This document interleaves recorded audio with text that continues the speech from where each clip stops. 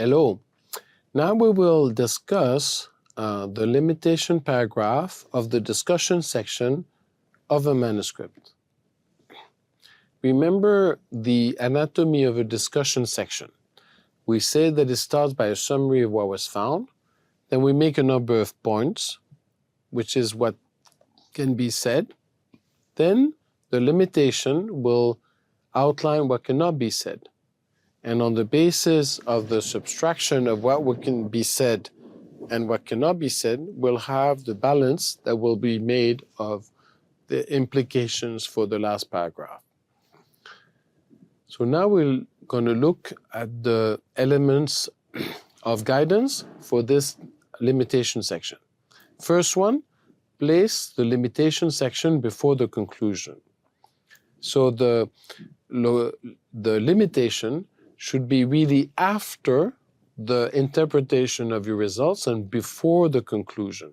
So in other words, the interpretation has led to all the things you can say, then you subtract what you cannot say, and once you have what you can say with the removal of what you cannot say, you have the conclusion. So the location to avoid is after the conclusion.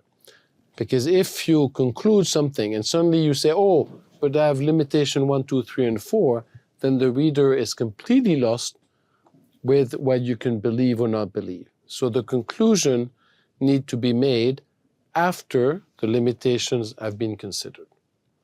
Second point, focus on key critical limitation. So no need to add an endless list of limitation.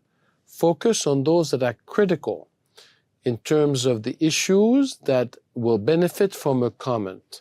And the reviewers will find limitation for you.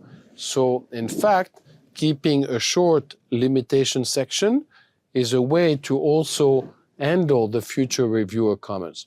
Because if your reviewers say, oh, have you thought of this? In fact, you've not thought of this, then you can address the viewer comment by going to the limitation and saying, we've not thought of this, and this is a limitation of our manuscript.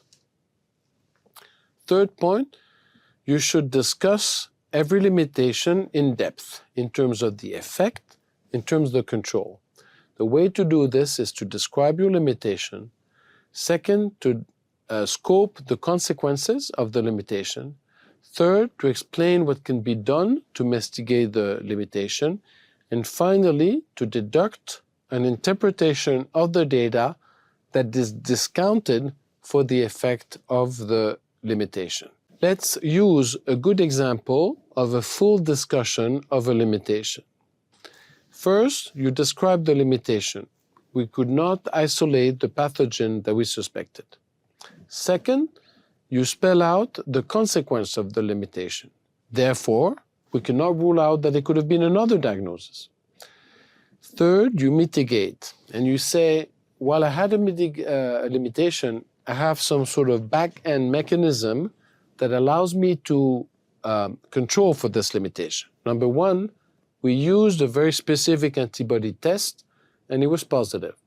Number two, the sign and the symptoms were very compatible with the disease that we suspect.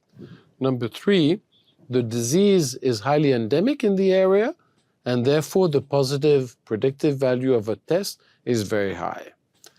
And then the fourth point is the interpretation. So once you've taken into account your limitation, what is your interpretation? And your interpretation here is that our proposed diagnosis, even though there was no isolation of the pathogen, is that the proposed diagnosis is the most probable hypothesis.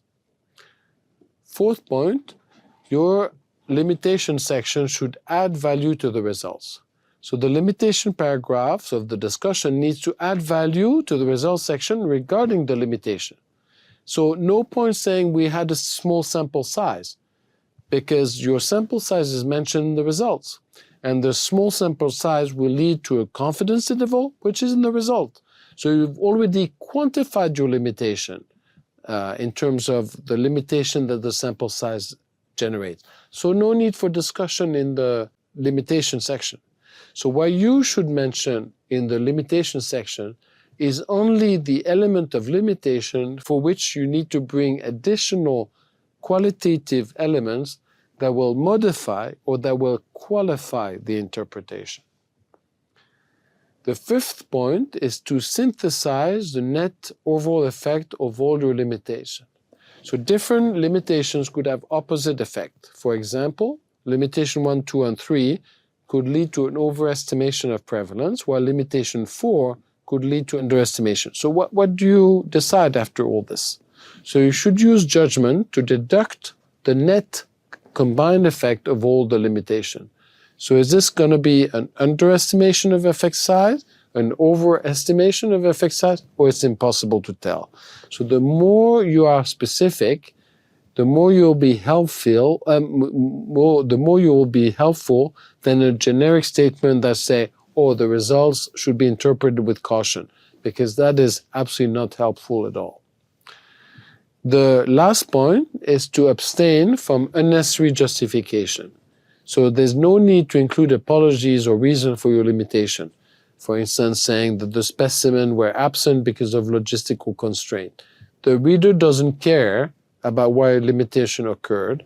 The reader cares about how to manage this limitation in terms of the interpretation. So in summary, your limitation section are presented before the conclusion.